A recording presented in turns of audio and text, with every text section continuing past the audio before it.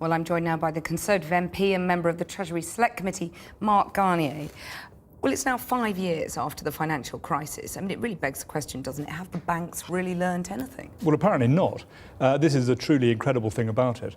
We heard so much from the banks during the financial crisis and shortly afterwards that they had, learned their lessons. They had created these problems that were embedded in the banking system that meant you drove perverse outcomes from these crazy incentives.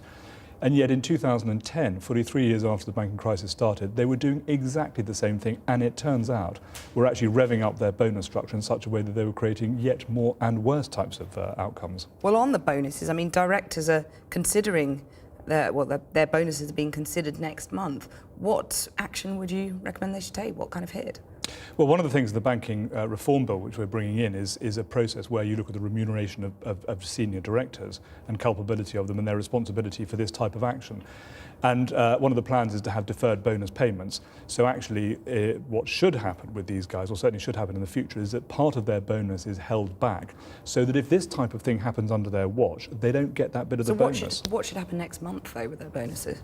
Well, I think at the very least they should get a reduced bonus that should reflect the fact that shareholders' funds, which is of course taxpayers' funds, have now been used to pay for these fines.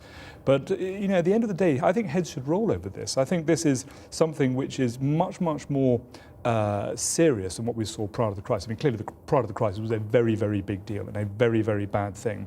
But this is with the benefit of hindsight. This is with the benefit of the knowledge that they should have gained from that financial crisis and the lessons learned, and they clearly learnt no lessons. Well, how senior should those heads rolling be, in your view? Well, one of the things we passed today is the senior persons regime, and this is all about senior people in the bank. So these are board directors, these are senior managers taking responsibility for what happens down throughout the system.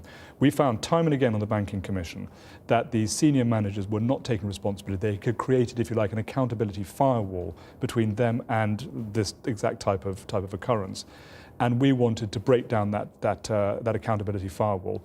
So as from really when this bill is passed, which will be in the next few weeks, this will mean that the senior managers will be directly accountable for what happens below them, and they will have to build in a system which makes them accountable and enforces that accountability. But who should take the blame in this instance? Well, ultimately, the people in charge of the bank, the people in charge of the retail bank. Antonio Horta-Osorio. Yes, ultimately. I mean, he joined in 2011. It was on his watch. It was part of his responsibility to put in place those internal systems and those internal control measures to make sure this type of thing doesn't happen. It did happen. He's got to take responsibility. So he should consider his position, in your view? I think he should certainly consider how he's going to make sure this never happens again. I mean, ultimately, he's got to take responsibility, and the senior managers around him, and through that chain of command that goes down to the retail bank. But yes, certainly, I think some of them should with the direct control of that area of the business, really should take consider their positions. Mark Garnier, thank you very much for joining us.